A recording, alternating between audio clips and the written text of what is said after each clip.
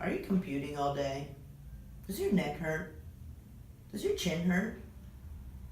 Upper back, lower back, legs, knees, ankles, toes, shoulders, top of your head? Perhaps your posture is wrong. You need an adjustment.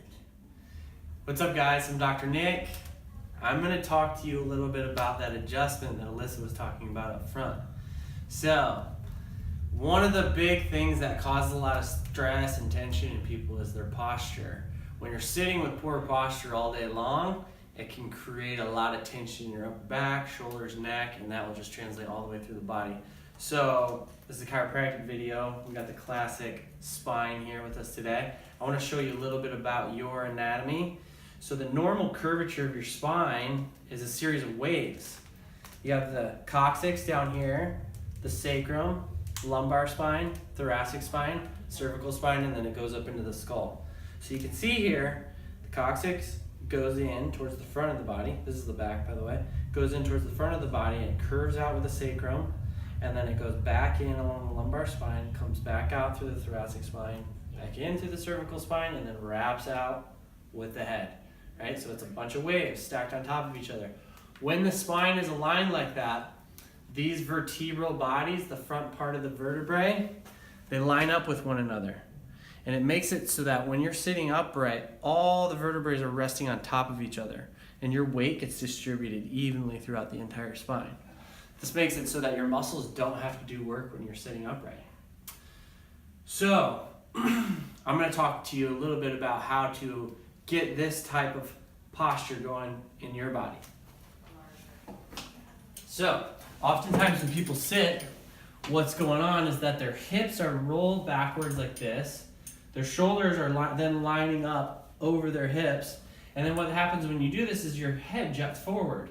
And when my head is in front of my shoulders, you can see here it's in front of my shoulders, what happens is the muscles in my neck and in my back have to be activated in order to keep my head from falling towards the ground. So what you really want to do is get your head over your shoulders and your shoulders over your hips so that you get into that posture where your vertebrae are resting one on top of another.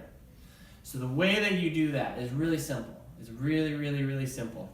All you do is roll your hips forward, okay? And I think it's really helpful to grab your butt cheeks and pull them back. Tuck your sit bones behind you, right? So when I do this, what happens is it immediately creates a curve in my lumbar spine right here. This automatically stacks my shoulders up over my hips. And then when my shoulders are over my hips and I'm in this position, my ears end up directly over my shoulders. In this position, the vertebrae are resting one on top of another, and all of the musculature that's in my neck can relax and calm down. When I'm sitting like this, they have to be tense all day. That's why people often get a lot of tension in this part of their spine. So the trick is just roll your hips forward, okay? Just to reiterate on the spine so you can see exactly what's going on.